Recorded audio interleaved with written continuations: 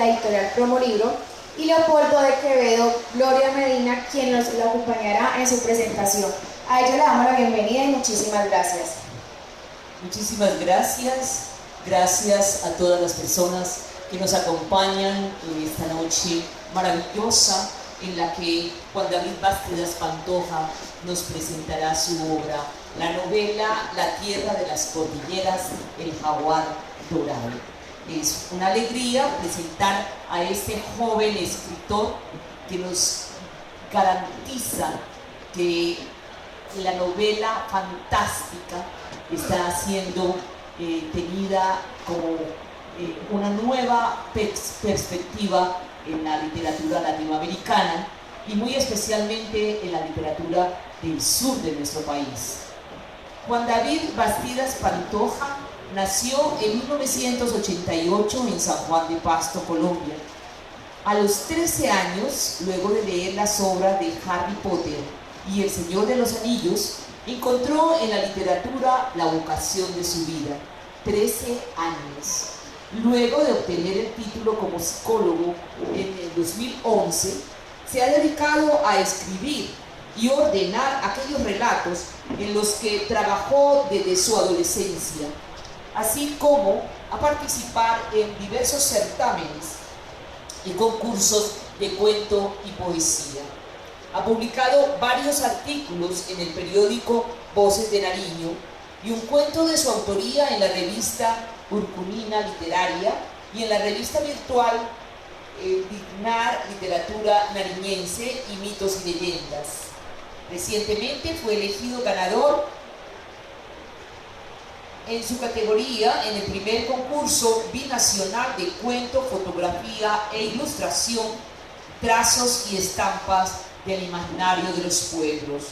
La Tierra de las Cordilleras es su primera obra literaria destinada a todos los amantes de la épica, la magia y la fantasía, para cumplir así con la afirmación de Borges, según la cual el mejor regalo que un escritor puede hacer a un lector es transformarlo en escritor, como es el caso de Juan David Bastidas Pantoja. Para presentar, para hablarnos de su obra majestuosa, el escritor Leopoldo de Quevedo y Monroy ha hecho una reseña después de la lectura de la obra. Con ustedes, Leopoldo de Quevedo y Monroy. Muy buenas noches. Juan David, un jaguar dorado. Si bien cada ser vivo lleva en su interior las condiciones y requerimientos necesarios como para considerarse un mago o hechicero en potencia, es una introducción tomada del libro de Juan David. Juan David Bastidas Pantoja, en La Tierra de las Cordilleras, página 360. Como un nuevo David, con la honda de su libro en su brazo, llegó a la Feria Internacional del Libro de Cali 2016 con un lobo sobre el pecho. Como conquistador de regiones y cronista de encuentros, visiones, transformaciones, reinos y dignidades. A sus 26 años, en la mitad de la vida, algo que le aprendió a Cervantes, ha traído al mundo literario una historia nueva que enriquecerá las sagas fantásticas que iniciaron Rowling y Tolkien. La Tierra de las Cordilleras es el título que marca el carácter de este que parece el primer libro de su saga. Lo ha subtitulado con la sugestiva imagen del jaguar dorado. Estas señales indican que el contenido se desarrollará en parajes cercanos, muy suramericanos y con ambientes donde nacen y evolucionan seres fascinantes de contextura y talante casi indigenista. Puede parecer el tono de la lectura una obra de ficción y de génesis de seres nuevos en un mundo que va surgiendo ante los ojos del lector. Juan David ha sabido retomar nombres, lugares y episodios que ligan la trama de su libro con la estela de imágenes que ruedan en el imaginario creado por los autores ya citados. El autor nos introduce en un mundo mágico y real y que va relatando sucesos que ocurren ante sus ojos con detalles minuciosos, tales que parecen salir de una redoma invisible sin que el lector se acabe de admirar cómo logra este discurrir mágico en cada trozo de página. La imaginación de Bastidas es un geyser de situaciones que darán que hablar en el mundo no solo de la literatura, sino del celuloide. Su técnica escritural parece la de un experimentado novelista y las minucias de la vestimenta, accesorios, color y brillo de las acciones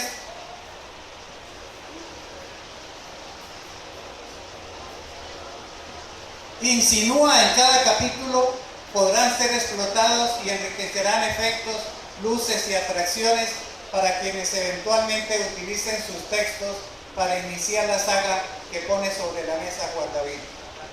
Cada personaje principal tiene su aura, su fuerza y contrasta lo suficiente para encarnar un ideal o dejar tras sí otra historia. No son fogonazos fatuos ni accidentales. Sirven para ir alimentando la llama de la novela. Seres suprahumanos creados al efecto, animales, reinos, nacen en el libro por arte de una magia sostenida y entran a vivir por virtud de las páginas leídas. Muchas gracias. Juan David, yo creo que el público al escuchar este ensayo que hace Leopoldo sobre tu obra va a quedar encantado y seguramente ya estamos conquistando personas que van a llegar a tu obra. Muchos al oír la palabra fantasía o épica se remontan a los escritores que nos han traído la maravilla de la fantasía. Entonces nosotros pensamos en los mayorcitos, pensamos en Julio Verne, claro que estamos hablando de la épica y entonces tendríamos que pensar en Homero, pero ahora los jóvenes, y yo recuerdo mucho a mis estudiantes de bachillerato, encantados con las obras de J.R. Tolkien y de J.K. Rowling, o sea, El Señor de los Anillos, en toda la saga del Señor de los Anillos y la saga de Harry Potter. Es muy llamativo entonces que un colombiano, un joven colombiano, psicólogo además, se interese por este género de literatura. ¿Cuáles son las razones? ¿Qué te llevó a interesarte por esta manera de traer la fantasía, una fantasía épica, escrita como tú dices, con seriedad?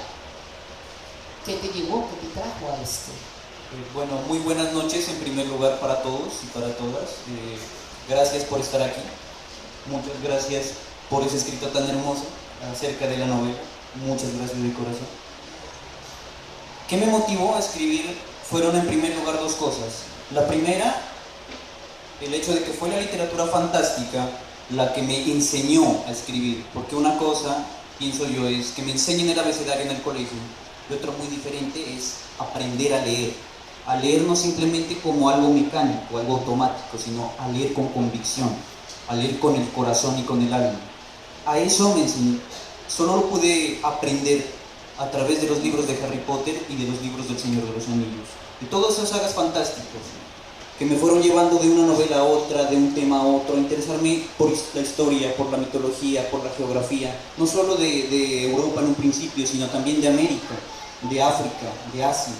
Eso me motivó mucho, llenó mi cabeza y mi corazón de paisajes hermosos, criaturas maravillosas y sobre todo de personajes gallardos, de personajes valientes, capaces de enfrentar adversidades a pesar de tenerlo todo en contra. Eso me motivó a empezar a querer escribir El Terror de las Cordilleras. Y me di cuenta también, a medida que leía, de dos situaciones importantes. La primera fue que en Colombia este género es muy, pero muy escaso. No tenemos literatura de ficción en el sentido puro de la palabra. Tenemos, por ejemplo, ¿alguien aquí conoce a la señora Soledad Acosta de Samper. ¿Sí la conocen? ¿Quién es?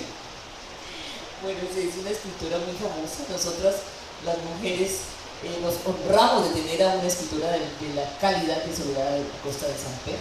Es del siglo XVIII. Correcto. Y es una de las mujeres que empezó a escribir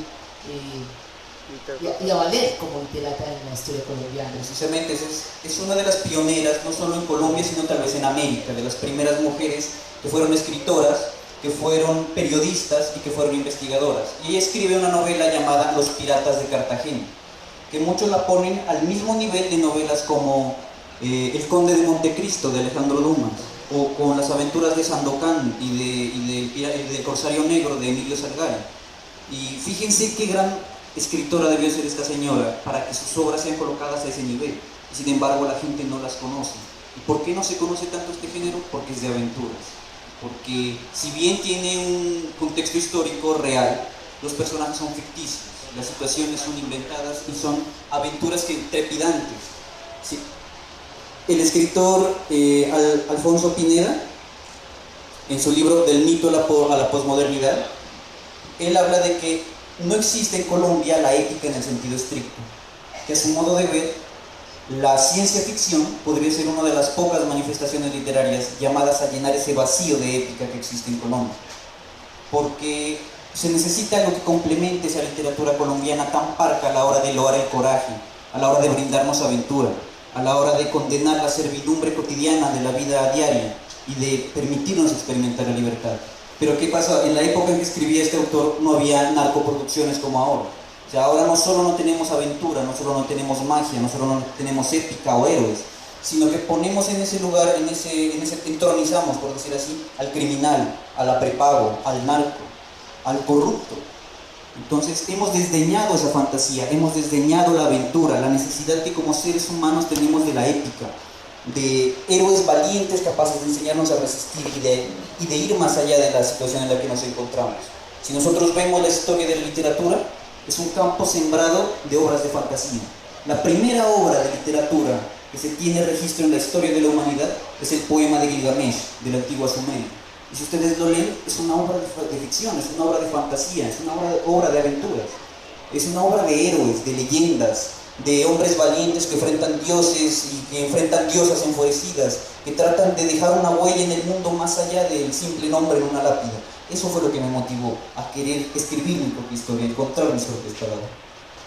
Bueno, es una delicia escucharte y ver la conciencia social que tienes, qué delicia. En una de las frases que citaste de Barthes, el mejor regalo de un escritor que un escritor le puede hacer a un lector es transformarlo en escritor. Entonces, ¿de qué manera surgió en ti esa necesidad de trascender del lector al escritor? Porque hemos oído, ayer escuchamos aquí, tuvimos la delicia de escuchar unas exposiciones de Mangel, Alberto Mangel, y hablaba de eso, de la función que tiene el escritor de llamar al lector y convertirlo en el escritor de su propia historia. Entonces, ¿de qué manera trasciende tu postura inicial de lector a la de escritor para contar tu propia historia? Bueno, fueron también dos situaciones. En primer lugar, me motivó tanto lo que descubrí en los libros y yo quise hacer lo mismo. Yo encontré mi vocación una tarde cuando salía de ver una película en Pasto. Me senté en una banca a ver un afiche del Señor de los Anillos y le dije a mi mamá, ¿a qué se puede dedicar una persona a la que le gustan los mitos? Entonces me dijo, pues, a escribir. Y ahí fue como que se me alumbró y me di cuenta que tenía ese camino trazado desde el instante en que recibí ese libro. ¿Qué me motivó? Además de eso fue también, de cierta forma se puede decir que fue un proceso de frustración. Porque llega un punto en el que no es suficiente con leer y con incursionar en los mundos de otros autores, sino que surge una necesidad de encontrar una historia que nadie más puede encontrar, de relatar una historia que nadie más puede relatar. Y entonces es ahí cuando uno dice, yo tengo que escribir esa historia, porque ¿quién más la va a escribir? Sin embargo, no es nada fácil, porque, como comentaba esta tarde, como buen seguidor de Harry Potter, yo quise escribir con una pluma y con tintero y en pergamino o en cuaderno. abrí mi cuaderno, tomé una pluma, tomé un tintero, una pluma negra que encontré en un paseo con mi perro, le saqué punta y me puse a escribir. O sea, la mojé en el tintero y cuando iba a escribir me quedé en blanco porque no supe qué escribir. Ahí me di cuenta que no basta con tener las ganas, sino se sabe qué se quiere escribir. ¿Y cómo se sabe qué se quiere escribir? Pues primero hay que encontrarse y escribirse uno mismo antes de escribir una novela. Y ese es un proceso investigativo muy complicado.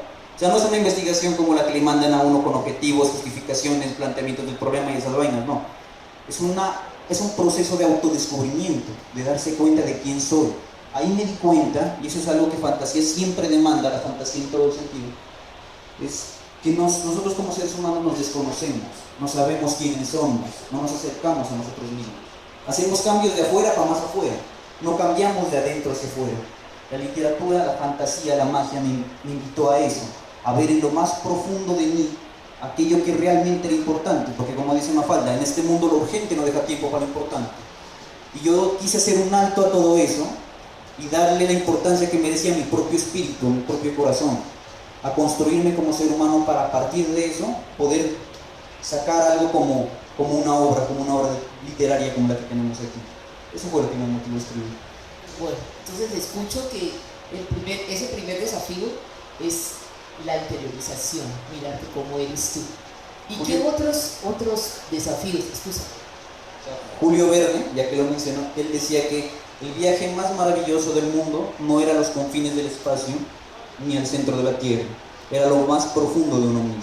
Eso me enseñó la literatura.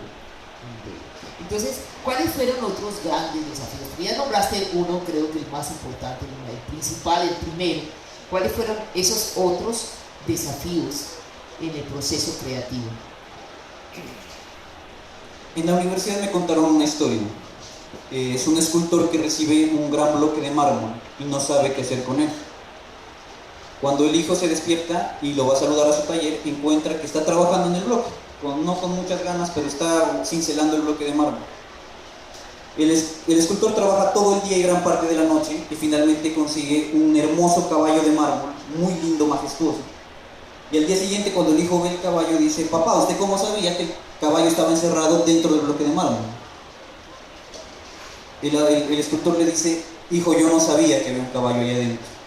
Pero cuando empecé a sentir esos como indicios que me daba el caballo, empecé a quitar todo lo que no era caballo para dejarlo salir. Y ese es el proceso del escritor, quitar todo lo que no es uno mismo. Y eso es lo que a veces las personas no hacen. A veces nos entregamos al trabajo, a la vida diaria, y cuando nos jubilamos muchas veces nos angustiamos, porque es cuando nos damos cuenta que no reconocemos a la persona en el espejo, que no sabemos quién es esa persona y a qué hora se nos fue la vida. Ese era mi temor en ese momento, cuando empecé a quitar todo lo que no era escritor, todo lo que no era escultura, todo lo que no era la tierra de las cordilleras. Me puse a pensar: voy a esperar a mis 70, 80 años, tal vez sin poderme jubilar, para sacar la obra adelante, para decir, pago el lote en el cementerio o saco el libro, ¿qué hago? Entonces dije: no, ahorita tengo 20, bueno, en esa época tenía 15 años tal vez, y dije: no quiero que se me vaya la vida, y cuando me di cuenta mis sueños son simplemente notas escritas a lápiz en un cajón. Yo no quiero sacarme el corazón para meterlo en un cajón y olvidarme de él, y sacarlo después con miedo de ver en qué se convirtió. Yo quiero que mi corazón lata en mi pecho todos los días por aquello que a mí me gusta. Lo complejo de eso es que, o sea, uno de los desafíos, recuerdo que hace un año un tío me regaló una libreta del Planetario de Medellín, y en esa libreta yo quise hacer un boceto, un listado de todo lo que iba a escribir en el libro que, bueno, en este momento estoy escribiendo. Y bueno, hice un listado de todos los capítulos, uno por uno. Fue difícil, bastante difícil, pero bueno, dije: esto me va a facilitar mucho el trabajo. Así que empecé a escribir. Capítulo 1 tal cosa, listo. Capítulo 2 tal cosa, listo. Y así seguí. ¿Y qué pasó después? Que empezaron cambios pequeños y muy sutiles. Por ejemplo, cambiar un capítulo, adelantar uno y atrasar otro.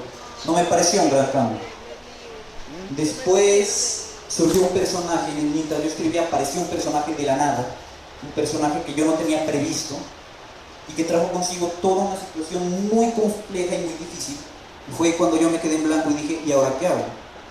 ¿Cómo hago para que esta situación y este personaje encaje con todo lo que yo había escrito en mi libreto y con todo lo que yo ya previamente tengo escrito, incluyendo este libro? Entonces Entonces ahí yo me quedé en blanco y tuve que volver a correr dentro de mí mismo para encontrar las respuestas que ahí estaban. Este es un proceso muy complejo y que a simple vista no se nota, porque muchas personas a mí me han dicho, usted no cambia para nada, o madure, me dicen otros. Pero lo que no se ve de estos cambios es que una cosa es, mejor dicho, si sienten el río como pasa en este momento, o sea, los ríos pueden enseñarnos mucho, porque los ríos se transforman a cada instante, sin necesidad de cambiarlo todos alrededor, se transforman a sí mismos.